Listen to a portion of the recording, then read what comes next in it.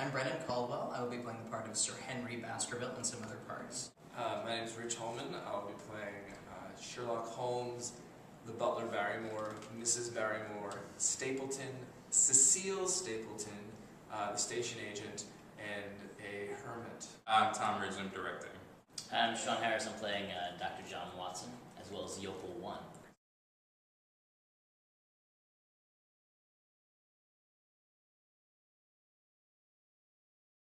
So the play's based on the novel, and the novel was actually a sort of comeback story for Sir Arthur Conan Doyle, because he killed off Holmes a few years earlier because he was sort of sick of sort of wearing that chain around his neck. But he wrote a prequel, and that is The Hound of the Baskervilles.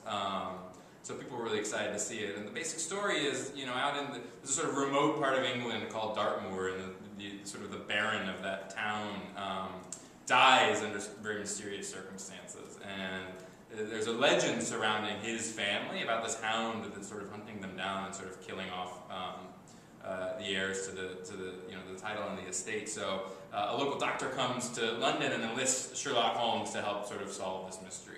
Just so you know about this adaptation too, which we didn't mention, it's only a couple years old actually. Okay. It was, and we mentioned about that, People Like Us. Created it in London, and then it came to the States, I think, like 2009, 2010. So it's pretty recent, and it hasn't had a lot of play. It's just starting to kind of develop a regional theater kind of following. So the majority of the people coming to see the show have never have never even heard of this. Basically a 3-actor adaptation. There's this British company called People Like Us. Hopefully we're pronouncing that right, guys.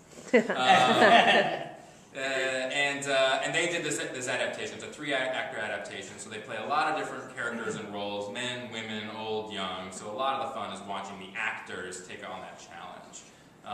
So there's a virtuosity that is required to even execute the play, and part of what's delightful about it is seeing the actors rise to that challenge. So these guys have been rising to that challenge for the last few weeks. Sure. So how do you handle having so many different characters?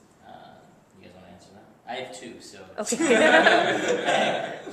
I basically Dr. Watson. Right. Yokel is in for literally 30 seconds. It seems like it would be a very important part. It is. It's probably the most important. I think I'll say for my part, a lot of the challenge is offstage, is getting from, because it needs to look like a magic trick. It needs to look like somebody dressed as a man leaves downstage right and enters literally seconds later upstage left as a woman. We've had weeks to work on, what happens on stage, how to play those parts, what the relationships are. But then making it seamless backstage is tough and requires a lot of precision and a lot of really talented people backstage too. The theater is quite immersive, so the audience is going to get really involved, and we get really involved with them, basically because we break the fourth wall throughout the whole play. Oh, cool. So, or at least for some of it. So I think it's going to be really interesting to feel that the energy between us and each other, and then us and the audience. Sure. Which will probably change every night too, which is also very exciting. The Playhouse is such an incredible theater. It's a really deep thrust, and there's a really intimate relationship that the actors are able to create with the audience. And for a show like this, where there is a lot of direct address, it's really the ideal sort of space to put that show on in. We've done a couple of different shows here. Rich and Sean and I have done other productions like that, sort of similar in the vein of this one, and it's really electric. The kind of rapport that they're able to build with the audience. In terms of the actual production itself, if he was around to come and see opening night, what do you think his reaction would be to this material? Dismay. Well, I suppose it depends on what sort of a sense of humor you'd have. Apoplexy. Yeah.